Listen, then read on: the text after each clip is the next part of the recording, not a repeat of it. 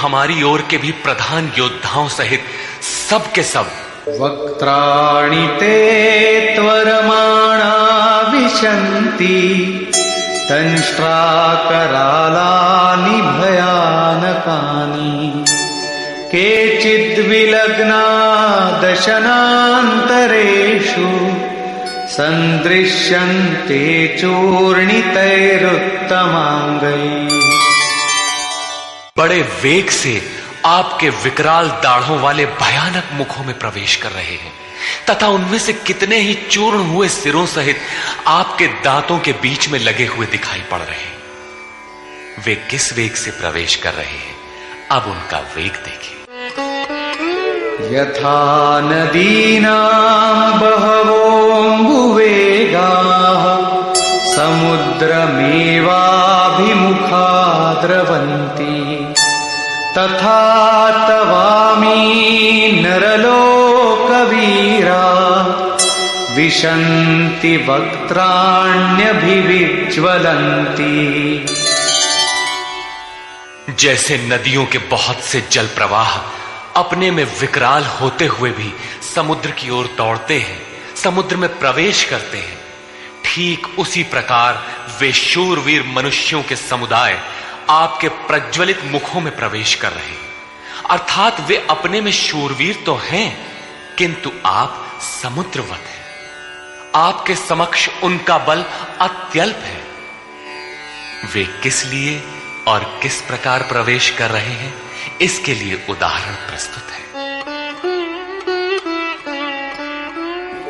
यथा प्रदीप्तं ज्वलनं पतंगा विशन्ति नाशाय समृद्धवेगा तथैव नाशाय विशन्ति लोकाः तवापि वक्त्राणि समृद्धवेगा। जैसे पतंगे नष्ट होने के लिए ही प्रज्वलित अग्नि में अतिवेग से प्रवेश करते हैं, वैसे ही ये सब प्राणी भी अपने नाश के लिए आपके मुखों में अत्यंत बढ़े हुए वेग से प्रवेश कर रहे हैं। लेलीहसे ग्रसमानः समन्तात् लोकान् समग्रान् वदनैर्ज्वलद्भिः तेजोभिरापूर्य जगत् समग्रम् भासस्तवोग्राः प्रतपन्ति विष्णु। आप उन समस्त लोकों को प्रज्वलित मुखों द्वारा सब ओर से निगलते हुए चाट रहे हैं, उनका आस्वादन कर रहे हैं। हे व्यापनशील परमात्मन, आपकी उग्र प्रभा संपूर्ण जगत को अपने तेज से व्याप्त करके तप रही है। तात्पर्य यह है कि पहले आसुरी संपत्ति परम तत्व में विलीन हो जाती है, उसके पश्चात दैवी संपत्ति का कोई प्रयोजन नहीं रह जाता, इसलिए वो भी उसी स्वरूप में विलीन हो जाती है। अर्जुन ने देखा कि कौरव पक्ष तदनंतर उसके अपने पक्ष के योद्धा कृष्ण के मुख में विलीन होते जा रहे हैं। उसने पूछा,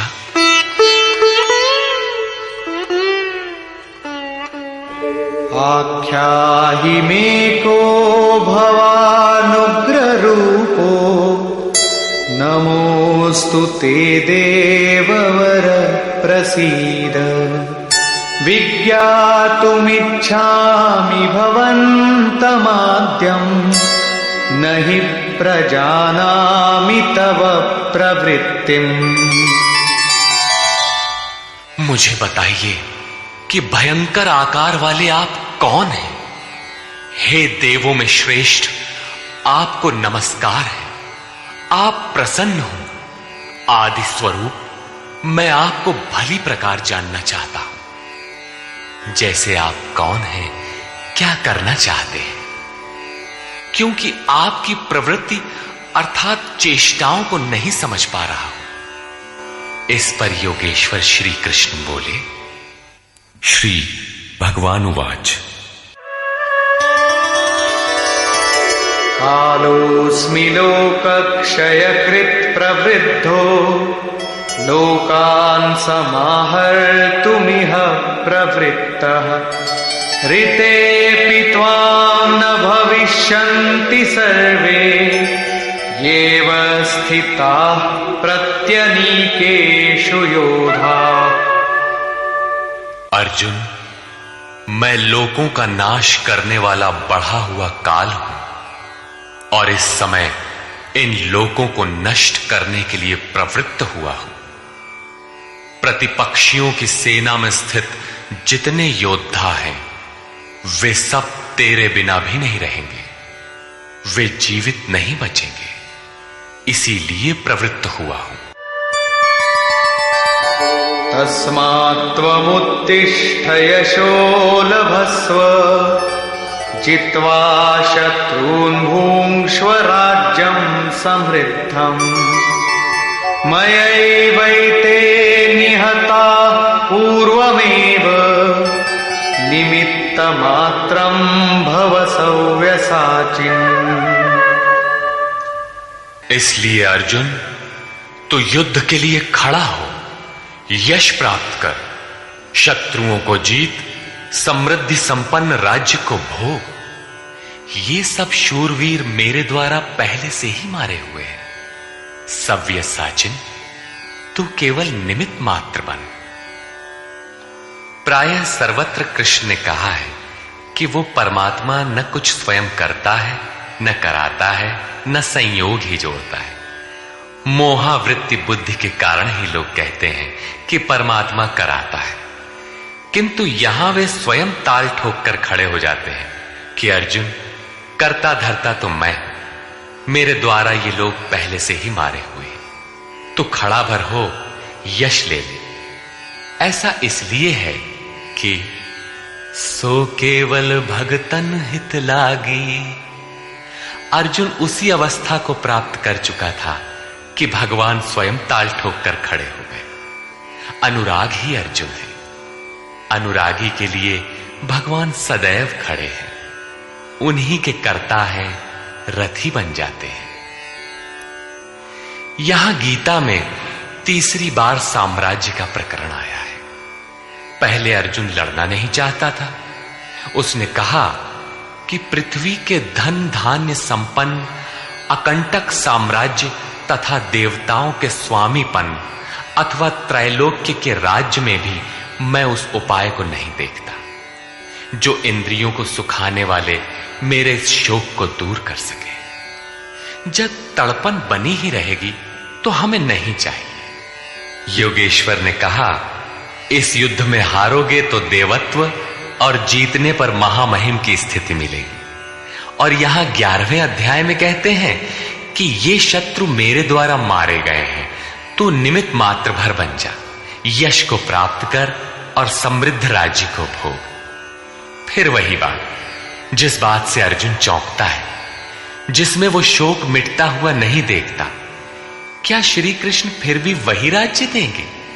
नहीं, वस्तुतः विकारों के अंत के साथ परमात्म स्वरूप की स्थिति ही वास्तविक समृद्धि है, जो स्थिर संपत्ति है, जिसका कभी विनाश नहीं होता, राजयोग का परिणाम है। द्रोणं च भीष्मं च जयद्रथं च कर्णं तथान्यानपि योधवीरान् मया हतांस्त्वं जहिमा व्यथिष्ठा युध्यस्व जेतासि रणे सपत्नान्। इन द्रोण, भीष्म, जयद्रथ और कर्ण तथा अन्यान्य बहुत से मेरे द्वारा मारे हुए शूरवीर योद्धाओं को तू मार, भय मत कर। संग्राम के वैरियों को तू निश्चित जीतेगा, इसलिए युद्ध कर। यहां भी योगेश्वर ने कहा कि मेरे द्वारा मारे हुए इन मरे हुओं को तू मार। स्पष्ट किया कि मैं करता हूं, जबकि 5वें अध्याय के 13, 14 एवं 15 श्लोक में उन्होंने कहा था भगवान अकर्ता है। 18वें अध्याय में वे कहते हैं शुभ अथवा अशुभ प्रत्येक कार्य के होने में 5 माध्यम हैं: अधिष्ठान, कर्ता, करण, चेष्टा और दैव। जो कहते हैं कैवल्य स्वरूप परमात्मा करते हैं, वे अविवेकी हैं, यथार्थ नहीं जानते, अर्थात भगवान नहीं करते। ऐसा विरोधाभास क्यों? वस्तुतः प्रकृति और उस परमात्म पुरुष के बीच एक सीमा रेखा है। जब तक प्रकृति के परमाणुओं का दबाव अधिक रहता है, तब तक माया प्रेरणा देती है, और जब साधक उससे ऊपर उठ जाता है, ईश्वर, इष्ट अथवा सद्गुरु के कार्यक्षेत्र में प्रवेश प्राप्त कर लेता है। उसके बाद सद्गुरु, इष्ट, याद रहे प्रेरक के स्थान पर सद्गुरु, आत्मा, परमात्मा, इष्ट, भगवान पर्यायवाची है। कुछ भी कहें, कहता भगवान ही है। हृदय से रथी हो जाता है। आत्मा से जागृत होकर उस अनुरागी साधक का स्वयं पथ संचालन करने लग जाता है। पूज्य महाराज जी कहते थे, हो जिस परमात्मा की हमें चाह है, वो जिस सतह पर खड़े हैं, उस सतह पर स्वयं उतरकर जब तक आत्मा से जागृत नहीं हो जाता, तब तक सही मात्रा में साधन का आरंभ नहीं होता। उसके बाद जो कुछ साधक से पार लगता है, वो उनकी देन है। साधक तो निमित्त मात्र होकर उनके संकेत और आदेश पर चलता भर रहता है। साधक की विजय उनकी देन है। ऐसे अनुरागी के लिए ईश्वर अपनी दृष्टि से देखता है, दिखाता है और अपने स्वरूप तक पहुंचाता है। यही श्री कृष्ण कहते हैं, मेरे द्वारा मारे हुए इन बैरियों को मार, निश्चय ही तुम्हारी विजय होगी, मैं जो खड़ा हूं। संजय उवाच।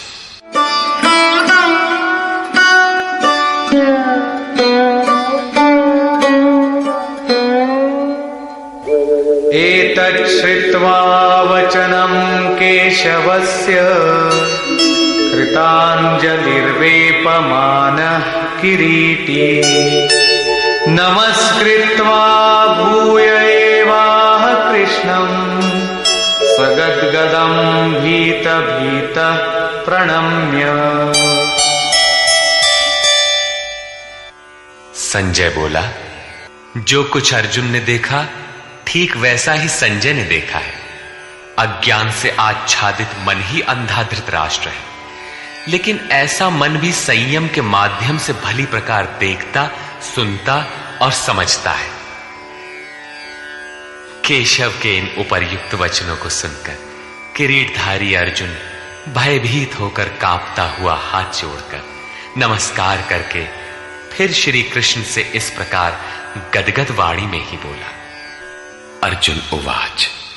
स्थाने ऋषिकेश तव प्रकीर्त्या जगत् प्ररिष्यत्यनुरज्यते च रक्षांसि भीतानि दिशो द्रवन्ति सर्वे नमस्यन्ति च सिद्धसंघाः। हे अंतर्यामिन ऋषिकेश, ये उचित ही है कि आपकी कीर्ति से संसार हर्षित होता है और अनुराग को प्राप्त होता है। आपकी ही महिमा से भयभीत हुए राक्षस दिशाओं में भागते हैं और सब सिद्ध गणों के समुदाय आपकी महिमा को देखकर नमस्कार करते हैं।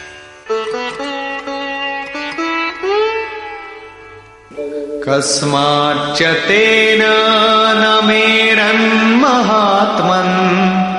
गरीयसे ब्रह्मणोऽप्यादिकर्त्रे अनंत देवेश जगन्निवास त्वमक्षरं सदसत्तत्परं यत्। हे महात्मन, ब्रह्मा के भी आदिकर्ता और सबसे बड़े, आपके लिए वे सब कैसे नमस्कार न करें, क्योंकि हे अनंत, हे देवेश, हे जगन्निवास, सत असत और उनसे भी परे अक्षर अर्थात अक्षय स्वरूप आप ही हैं। अर्जुन ने अक्षय स्वरूप का प्रत्यक्ष दर्शन किया था। केवल बौद्धिक स्तर पर कल्पना करने या मान लेने मात्र से कोई ऐसी स्थिति नहीं मिलती जो अक्षय हो। अर्जुन का प्रत्यक्ष दर्शन उसकी आंतरिक अनुभूति है। उसने सविनय कहा, त्वमादिदेव पुरुष पुराण त्वमस्य विश्वस्य परं निधानम् वेत्तासि वेद्यं च परं च धाम त्वया ततं विश्वमनन्तरूप। आप आदिदेव और सनातन पुरुष हैं। आप इस जगत के परम आश्रय और जानने वाले हैं, जानने योग्य हैं तथा परम धाम है। हे अनंत स्वरूप, आपसे यह संपूर्ण जगत व्याप्त है। आप सर्वत्र हैं। वायुर्यमोऽग्निर्वरुण शशाङ्कः प्रजापतिस्त्वं प्रपितामहश्च नमो नमस्तेऽस्तु सहस्रकृत्वः पुनश्च भूयोऽपि नमो नमस्ते। आप ही वायु, यमराज, अग्नि, वरुण, चंद्रमा तथा प्रजा के स्वामी ब्रह्मा और ब्रह्मा के भी पिता हैं। आपको हजारों बार नमस्कार है, फिर भी बार बार नमस्कार है। अतिशय श्रद्धा और भक्ति के कारण नमन करते हुए अर्जुन को तृप्ति नहीं हो रही है। वो कहता है, नमः पुरस्तादथ पृष्ठतस्ते नमोऽस्तु ते सर्वत एव सर्व अनन्तवीर्यामितविक्रमस्त्वं सर्वं समाप्नोषि ततोऽसि सर्वः। हे अत्यंत सामर्थ्य वाले, आपको आगे से और पीछे से भी नमस्कार हो। हे सर्वात्मन, आपको सब ओर से ही नमस्कार हो, क्योंकि हे अत्यंत पराक्रमशाली, आप सब ओर से संसार को व्याप्त किए हुए, इसलिए आप ही सर्वरूप और सर्वत्र हैं। इस प्रकार बार बार नमस्कार करके भयभीत अर्जुन अपनी भूलों के लिए क्षमा याचना करता है।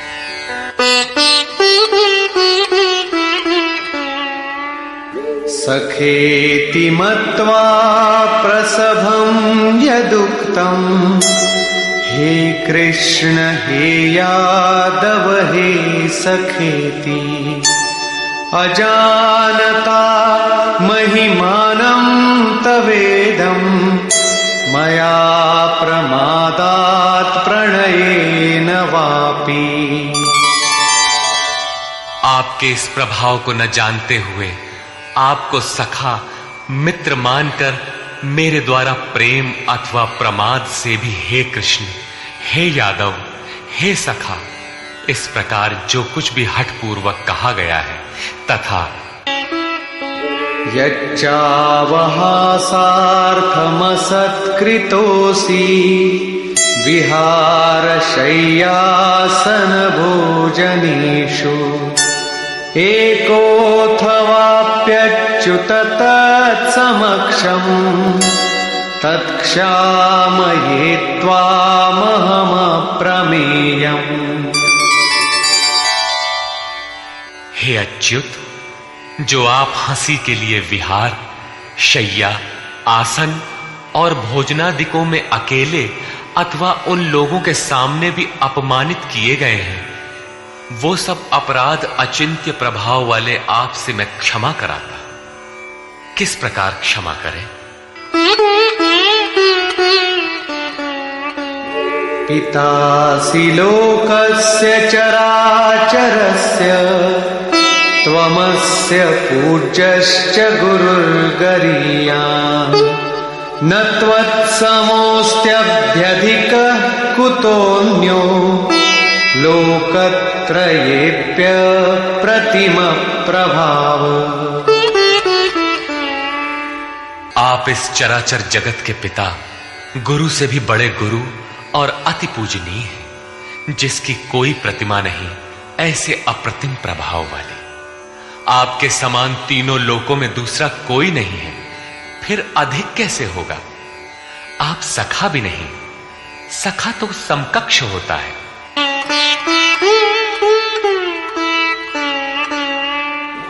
तस्मात् प्रणम्य प्रणिधाय कायम् प्रसादये त्वामहमीशमीड्यम्।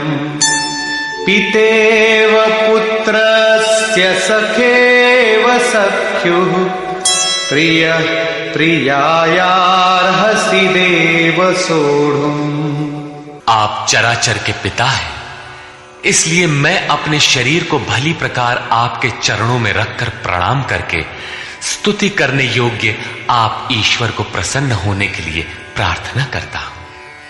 हे देव, पिता जैसे पुत्र के, सखा जैसे सखा के और पति जैसे प्रिय स्त्री के अपराधों को क्षमा करता है, वैसे ही आप भी मेरे अपराधों को सहन करने योग्य हैं।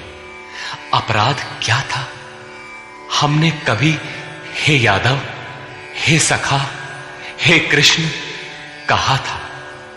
समाज के बीच अथवा एकांत में कहा था? भोजन के समय अथवा सोने के समय कहा था?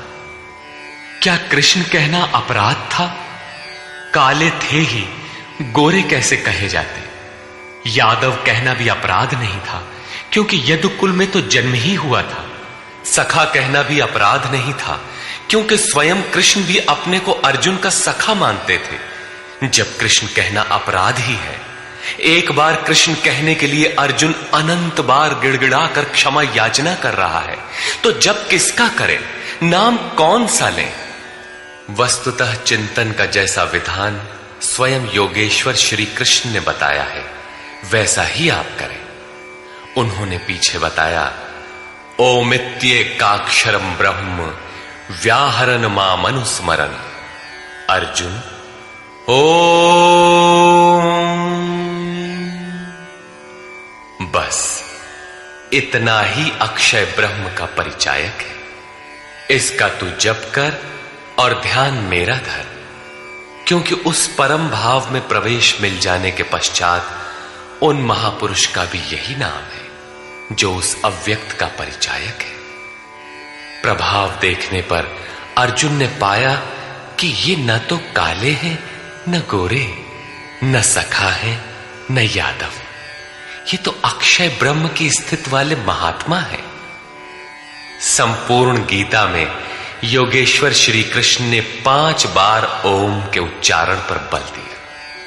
अब यदि आपको जप करना है तो कृष्ण कृष्ण न कहकर ओम का ही जप करें।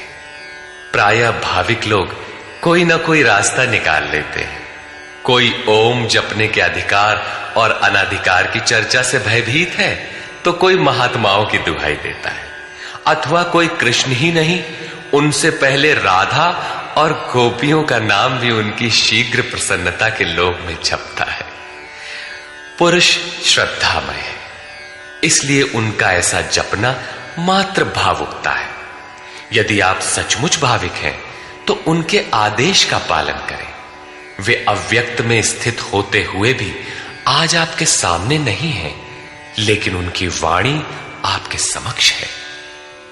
उनकी आज्ञा का पालन करें, अन्यथा आप ही बताइए कि गीता में आपका क्या स्थान है। हां, इतना अवश्य है कि अध्येष्यते च य इमं श्रद्धावानन् सूयश्च शृणुयादपि यो नरः।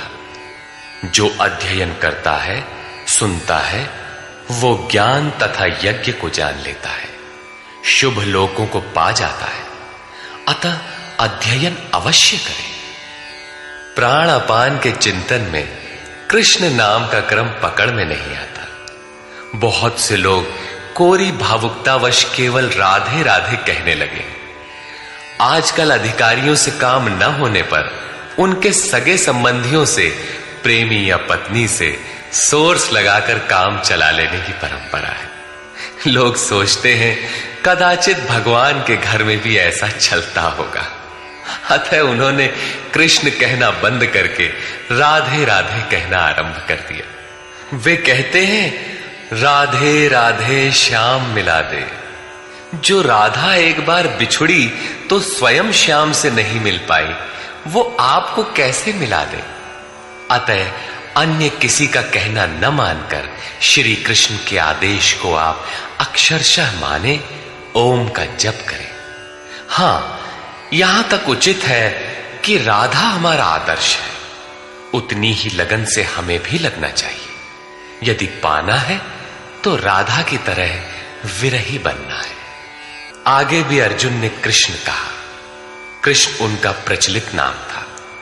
ऐसे कई नाम थे जैसे गोपाल, किंतु बहुत से साधक गुरु गुरु या गुरु का प्रचलित नाम भावुकतावश जपना चाहते हैं, किंतु प्राप्ति के पश्चात प्रत्येक महापुरुष का वही नाम है जिस अव्यक्त में वो स्थित है।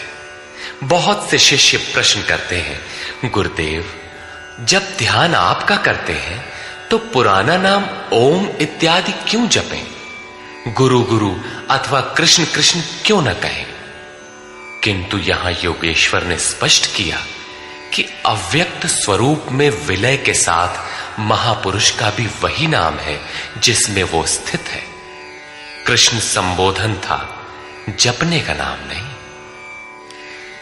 योगेश्वर श्री कृष्ण से अर्जुन ने अपने अपराधों के लिए क्षमा याचना की, उन्हें स्वाभाविक रूप में आने की प्रार्थना की। कृष्ण मान गए, सहज हो गए, अर्थात उसे क्षमा भी कर दिया। उसने निवेदन किया, अदृष्टपूर्वं हृषितोऽस्मि दृष्ट्वा भयेन च प्रव्यथितं मनो मे तदेव मे दर्शय देवरूपं प्रसीद देवेश जगन्निवास। अभी तक अर्जुन के समक्ष योगेश्वर विश्व रूप में है, अतः वो कहता है कि मैं पहले न देखे हुए आपके इस आश्चर्यमय रूप को देखकर हर्षित हो रहा हूं, तथा मेरा मन भय से अति व्याकुल भी हो रहा है। पहले तो सखा समझता था, धनुर्विद्या में कदाचित अपने को कुछ आगे ही पाता था, किंतु अब प्रभाव देखकर भय हो रहा है। पिछले अध्याय में प्रभाव सुनकर वो अपने को ज्ञानी मानता था। ज्ञानी को कहीं भय नहीं होता है। वस्तुतः प्रत्यक्ष दर्शन का प्रभाव ही विलक्षण होता है। सब कुछ सुन लेने और मान लेने के बाद भी सब कुछ चलकर जानना शेष ही रहता है। वो कहता है, पहले न देखे हुए आपके इस रूप को देखकर मैं हर्षित हो रहा हूं, मेरा मन भय से व्याकुल भी हो रहा है। अतः हे देव, आप प्रसन्न हो। हे देवेश, हे जगन्निवास, आप अपने उस रूप को ही मुझे दिखाइए। कौन सा रूप? किरीटिनं गदिनं चक्रहस्तम् इच्छामि त्वां द्रष्टुमहं तथैव तेनैव रूपेण चतुर्भुजेन सहस्रबाहो भव विश्वमूर्ते। मैं आपको वैसे ही, अर्थात पहले की ही तरह सिर पर मुकुट धारण किए हुए, हाथ में गदा और चक्र लिए हुए देखना चाहता हूं। इसलिए हे विश्वरूप, हे सहस्त्र बाहु, आप अपने उसी चतुर्भुज स्वरूप में होइए। कौन सा रूप देखना चाहा? चतुर्भुज रूप। अब देखना है कि चतुर्भुज रूप है क्या। श्री भगवान उवाच,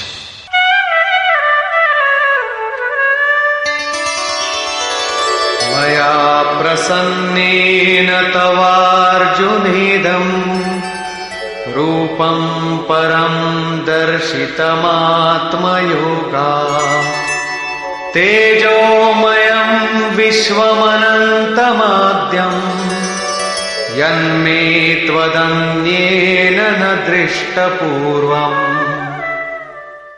इस प्रकार अर्जुन की प्रार्थना सुनकर श्री कृष्ण बोले, अर्जुन, मैंने अनुग्रह पूर्वक अपनी योग शक्ति के प्रभाव से अपना परम तेजोमय सबका आदि और सीमा रहित विश्व रूप तुझे